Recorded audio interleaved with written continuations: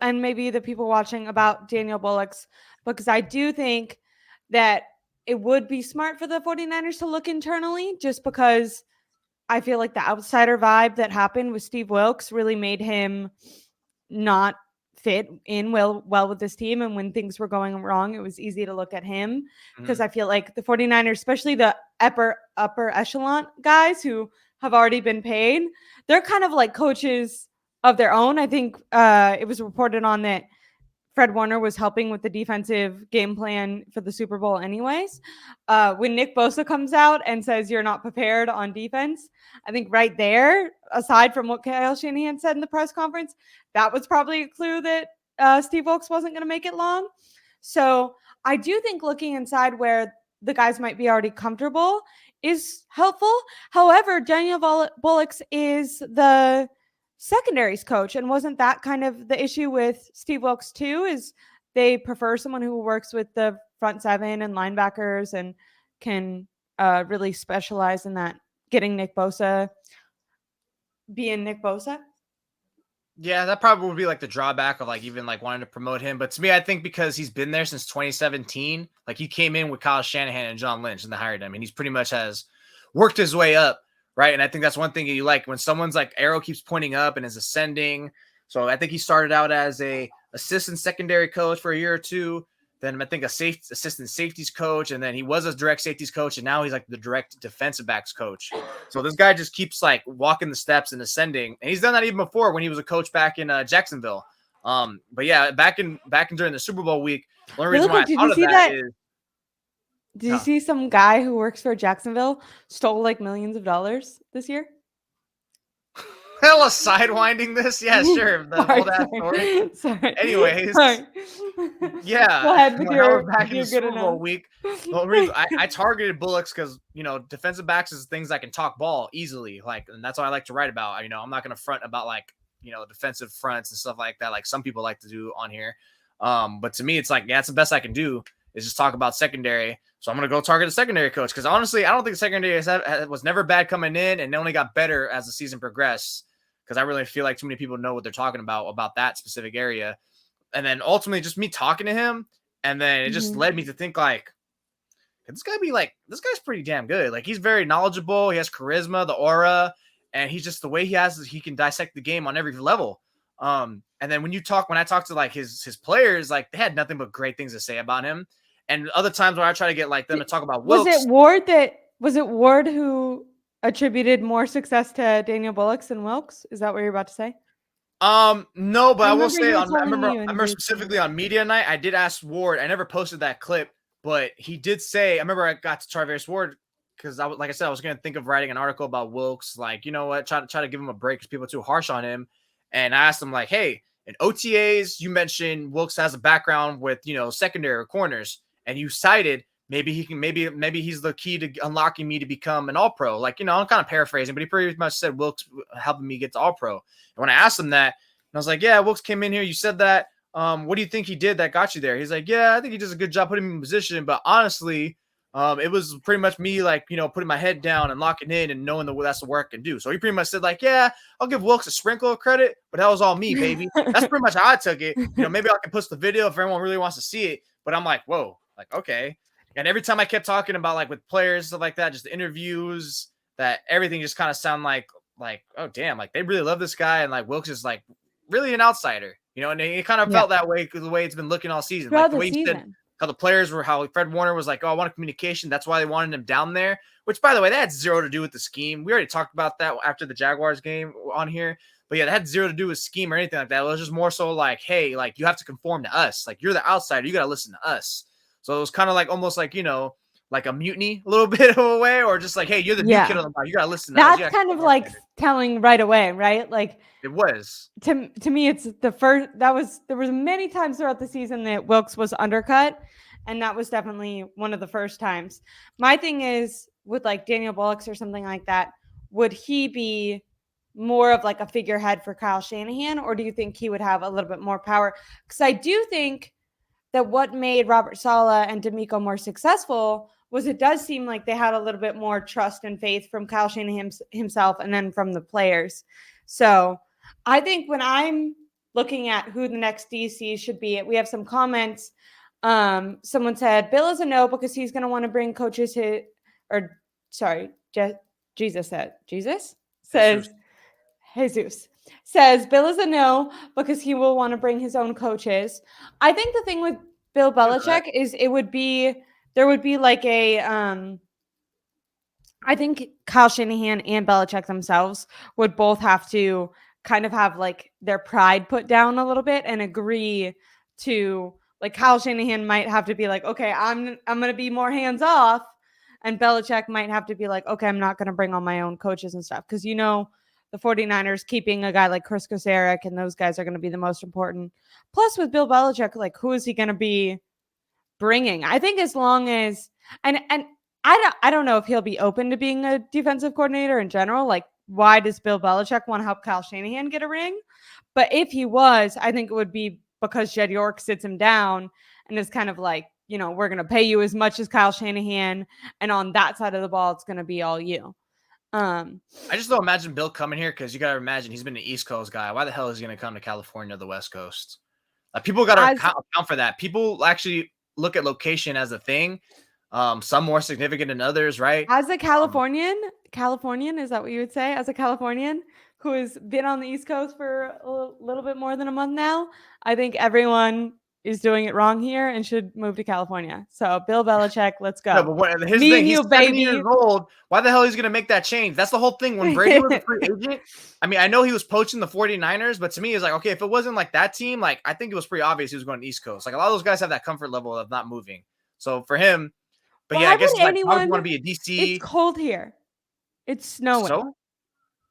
Why do you come on? You don't think Bill wants to put on you can't speak. You're not from there. You're not allowed to speak on that.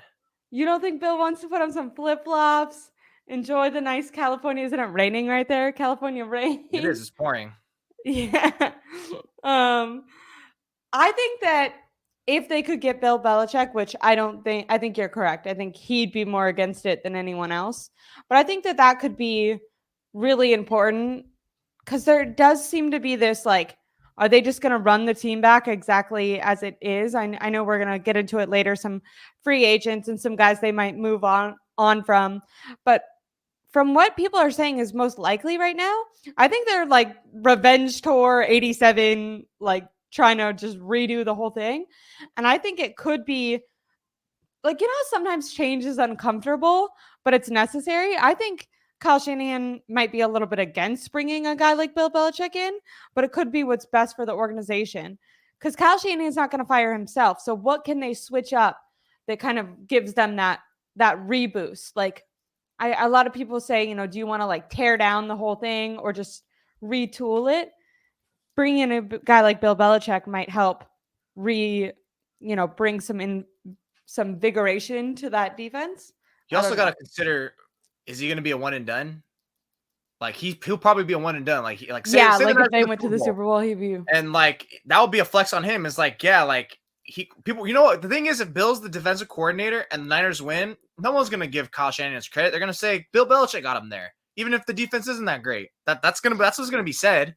But I don't think Kyle gives a damn. I don't think Kyle shouldn't give a damn. Belichick shouldn't give a damn. But at that point, it's like, okay, like, wow, like, look what he did. Then all of a sudden, I think that's when people are really going to interview him. Because outside of like the Atlanta Falcons, who the hell else was trying to talk to him? No one. And think about how many teams run Kyle Shanahan's system.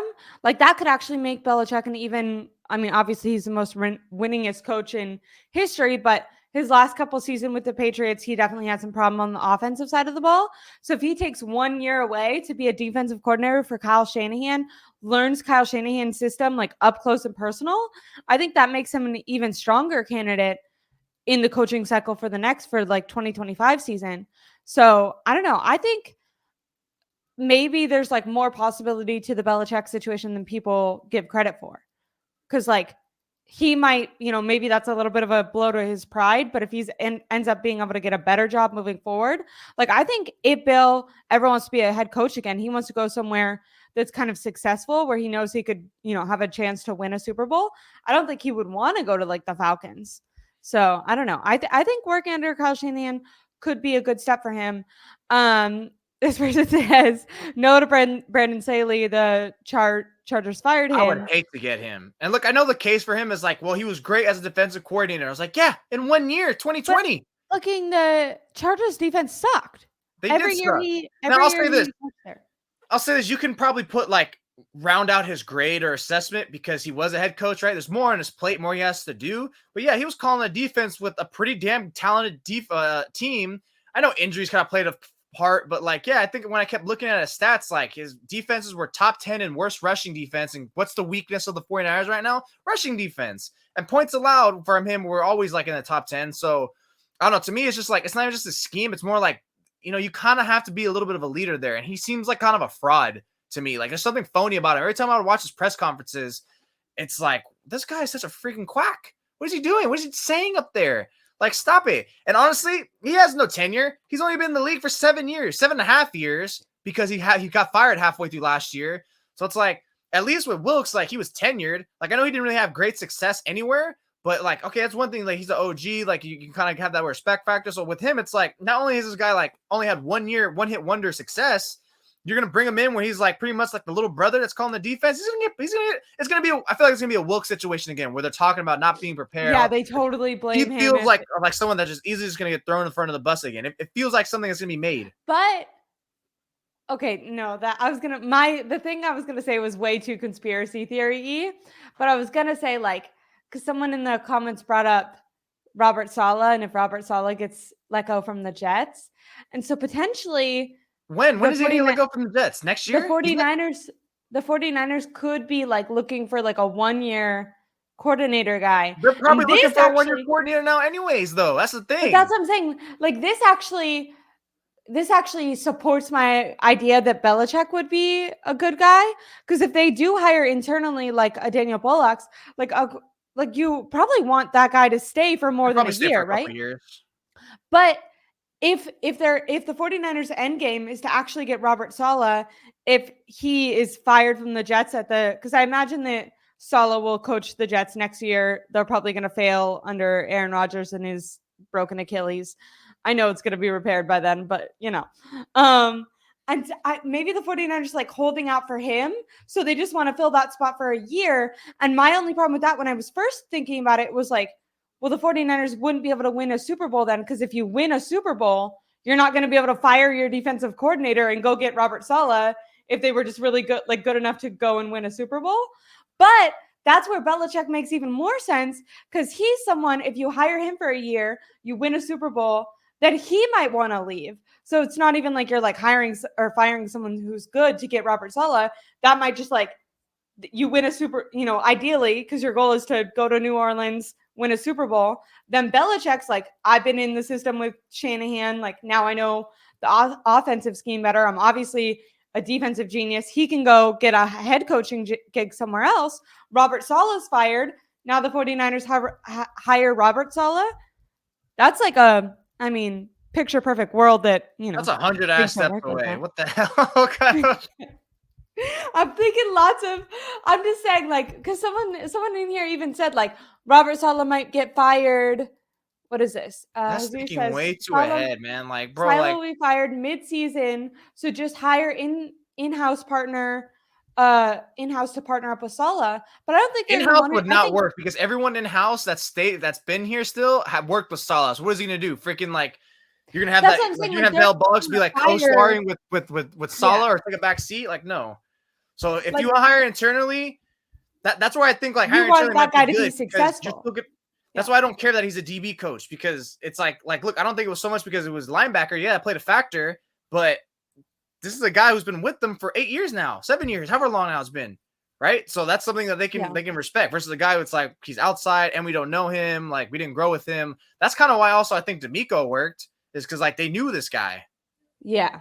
And all the coaches or all the players like already respected him. And I think with Bill Belichick though, like he comes in, like you're not gonna like, you know, sass him. It's like, this is the greatest coach of all time. Like I think you don't have to worry about that. Yeah, there would be no effort issues chasing. That would be something like Kyle, I think, would be like, there's no way he's gonna pull Wilkes with him, because it's like, dude, like if the players complain, like take it up with Bill, because he's the genius. I'm not worried about that. And I think that's gonna be for sure for Kyle. Like I just think he just doesn't want to worry about it ultimately, where he did that with Wilkes if he knows he's going into next season with them. Like, I just think he's like, dude, I don't want to have to do that ever again. I need someone where I don't have to like ever ask a question. Mike Vrabel wouldn't be a bad choice either. But I think like, yeah, it's always like everyone's thinking like top of the head Bill Belichick. But yeah, I feel like it's gonna be someone random that no one's talking about though. I just don't know who. It's kind of hard to tell. I like Vrabel is a really good. I mean, for a lot of the reasons that we were given Bill Belichick, Vrabel might be an even better choice because maybe he doesn't have like as big of a ego when it comes to not wanting, like Bill Belichick might be like, I'm only interested in being a head coach, which he has like the cachet to say that. But maybe Vrabel, I mean, for the same reasons, like saying like, hey, I got to work with Kyle Shanahan and learn the offensive system. He's obviously, I mean, under Tennessee, I have no idea why they let him go. Like, I know they, Oh, they let him go because him and the owner were beefing over something stupid. Morale-wise, like his players always played really hard for him. I felt like he helped turn around like some culture. Linebackers coach background. Yeah, that's everything the 49ers like, right? You know what else is crucial? His defenses have always put the clamps on Patrick Mahomes. And I think at this point, you got to hire someone. Dude, you got to go out and get freaking. You got to hire someone. You got to think that. Like, you're not worried about the NFC because I think I think you could pretty much. I mean, we just saw them with Steve Wilkes. We saw them still have like a capable defense against the whole NFC. Really, it's just like, who can we do against like Mahomes or a Josh Allen, right? And I think he's capable of that. Instead of like how I think a lot of people talk about this, right? Like building your team to like previous years, maybe the Seahawks would try to build their team to beat the 49ers or whatever. But I think you're right. Right now, with how the NFC West seems to be like a lower, not as competitive division for the next couple of years, and why the 49ers are trying to capitalize like basically this upcoming year on Brock Purdy having a rookie contract still, I kind of think you're right. Like you need to kind of forget the NFC West, assume that you're going to be good enough to win your division and start building your team or getting in, bringing in small pieces to fill out your team to go against the Chiefs and whoever you assume you're going to play in the Super Bowl if you have confidence to get there. Speaking of conspiracy, well, this is not a conspiracy. My thing is like sign Aziz to fill in for Jerry Greenlaw. Mike Vrabel comes back. Aziz is the talking hand. Like, hey, this guy is good, guys. That's where I'm leaning towards. I mean, I think I would go internally first and foremost, but if they're going external, my vote is Vrabel.